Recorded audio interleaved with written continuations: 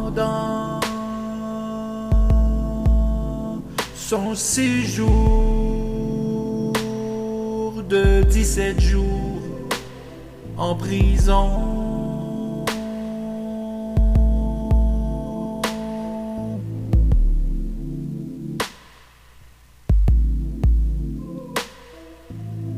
David a perdu 50 livres, hallucinant, convulsif, désarticulé. On aurait dit qu'il était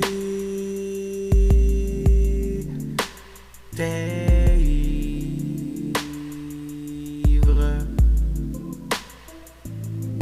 Tout a été pris sous caméra. Pas un flic n'a manqué la scène.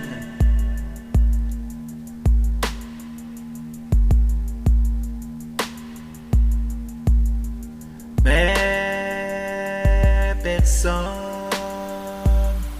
n'a songé de faire cesser ce cinéma. Tellement sa mort était obscène.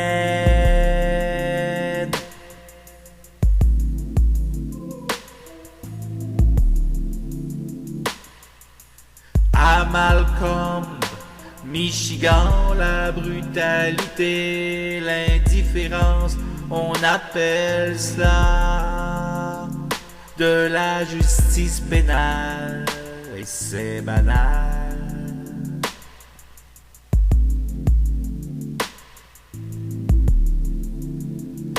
Des travaux compensatoires pour une contravention non payée auraient été ici si génial.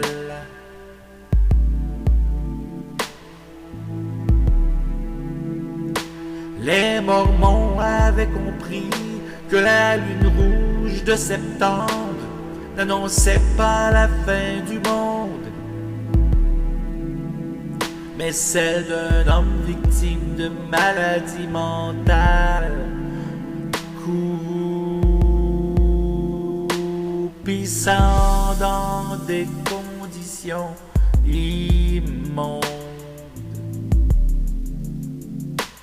Cela a pris 17 jours à David pour tomber nu d'une falaise.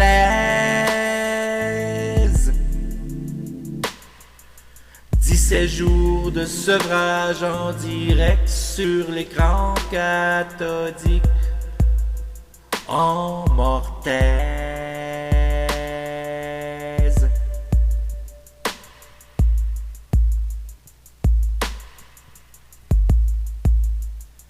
Ils l'ont disposé à sécher pour 772 $ dans une tombe en ciment.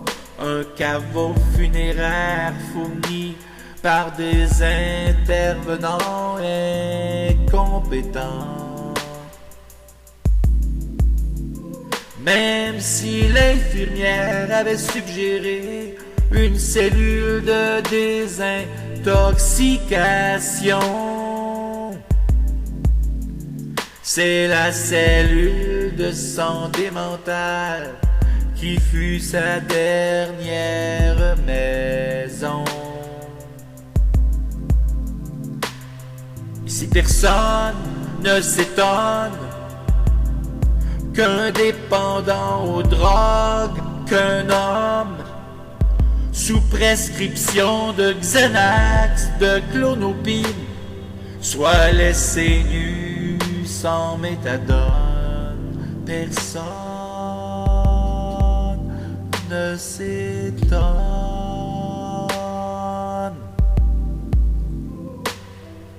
Ces 2 derniers jours à trembler dans une prison surpeuplée ont démontré qu'il y a quelque chose de déréglé dans ce comté, et que le directeur du pénitencier devrait se taper 10 séjours en cellule sans ces gélules. En juin dernier, le shérif a déclaré l'état d'urgence, a réclamé un peu d'indulgence parce que la prison était surpeuplée.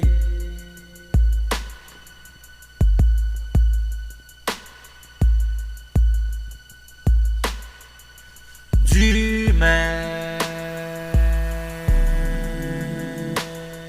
déshabités, déposez-la avec force en rade comme de vieilles écorces. Quand la justice sert d'entrave à la justice, quand la police devient l'épave de la police, toutes les dentelles des toiles de Franz Hals se plissent. Toutes les statues de toutes les cathédrales se disloquent et puis glissent. Toutes les symphonies de Mozart s'éclipsent,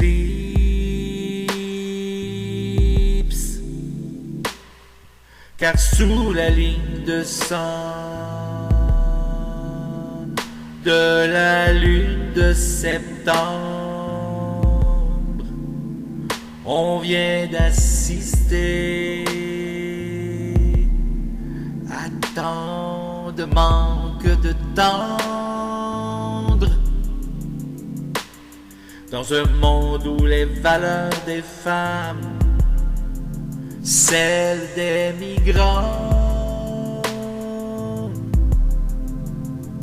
n'ont pas plus de valeur que celles de nos enfants, et se retrouvent foulés sous les pieds coupables